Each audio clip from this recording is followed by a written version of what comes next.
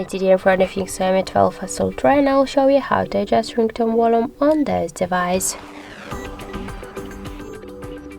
So first open the settings and then tap to the sounds and touch. To change ringtone volume, we should slide to the left side or to the right side this volume panel with your finger, or also you could use the volume buttons on the right side of your phone. But to change ringtone volume with the help of the volume buttons, you should first go to additional settings, tap the default volume button control and switch media to the ringtone. And just by this way, we could also use the volume buttons to change the ringtone, and also we could slide it to the up or to the down with your finger, that's volume panel. And that's it.